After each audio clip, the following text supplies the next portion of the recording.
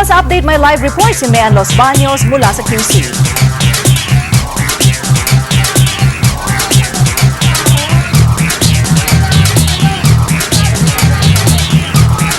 Amilin, ilang araw bago nga yung Labor Day, nag-walkout na mula sa kanilang opisina ang ilang kawani ng gobyerno. Kabilang na dyan ang mga empleyado ng Department of Agrarian Reform, DSWD, SSS at NHA. Pinangungunahan sila ng grupong Courage at narito sila ngayon sa harap ng DAR office sa may Elliptical Road sa Quezon City.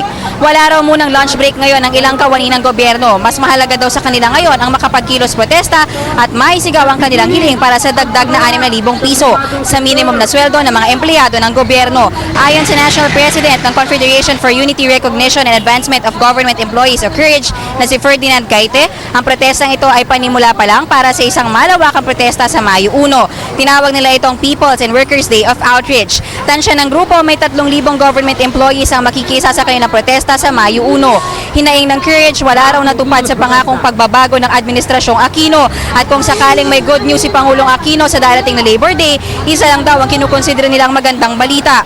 Yan ay ang 6,000 dagdag na sweldo ng mga kawani ng gobyerno at ang 125 pesos across the board wage hike naman para sa mga empleyado ng pribadong kumpanya. Amilin, sa mga oras na ito ay patuloy pa rin yung pagprotesta ng ilang kawani ng gobyerno, pero ang giit nila, hindi raw ito matatapos ngayon at hindi rin matatapos sa Mayo 1 dahil patuloy silang magkikilos protesta hanggat hindi binibigay ng gobyerno ang hiling nilang dagdag sweldo. Amilin? Salamat, Mean Los Baños.